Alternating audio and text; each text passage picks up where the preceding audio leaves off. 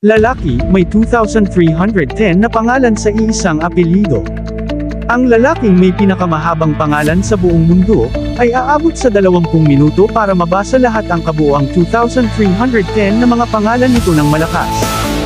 Si Lawrence Gregory Watkins, 60 anyos, ay gumagamit lamang ng kanyang una at apelyido ang Lawrence Watkins, ngunit ang kanyang buong pangalan ay talagang napakahaba. May kasama pang ilang mga salita na hindi ko mabikas.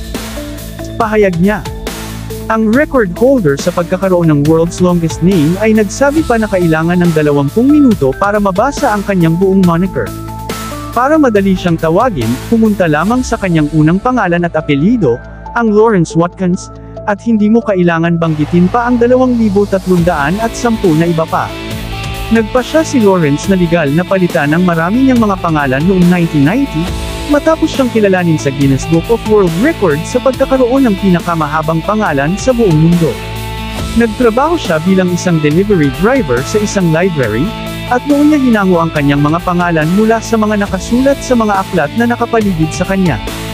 Nagbunga ang kanyang mga pagsisikap, at ginawaran siya ng titulo ng pagkakaroon ng pinakamahabang pangalan sa buong mundo.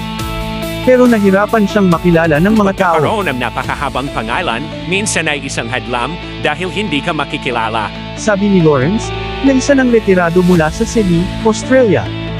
Ang aking pasaporte ay may tala na may tingnan ang mga pahina para sa listahan ng mga pangalan na may 6 na pahina na nakalakip. Sinabi ni Lawrence na narinig niya lamang ng buo ang kanyang pangalan nang binasa ang mga ito ng malakas sa kanyang kasal. At inabot ng 20 minuto ang pagbasa sa marriage celebrant. Nagpakita rin si Lawrence ng scan-in na kopya ng kanyang birth certificate, na nagpapakita ng kanyang orihinal na pangalan, at ang mga pangalan ng kanyang birth parents, kabilang ang ama na si Lawrence Somerville Watkins. Gayun din, mayroong isang dokumento ng deed poll na nilagdaan ng Department of Justice, at si Watkins mismo, na nagsasabing mula sa petsa ng lagda, si Watkins ay tatawagin sa kanyang hindi kapani-paniwalang long self-chosen title. Orihinal na nagmula sa Auckland, New Zealand, si Lawrence, ang kanyang 2,310 pangalan bilang first name, ay may solong apelyido lamang na Watkins. Samantala, kung may longest name in the world, mayroon din namang shortest name in the world. Ito si Jay, mula sa India, na kinilala ng India Book of Records, bilang may shortest individual name in the world. Isinilang si Jay noong December 12, 2013 sa Chennai, Tamil Nadu. Pinili ng kanyang mga magulang ang single letter lamang, na Jay, at kinumpirma ito noong March 30, 2021.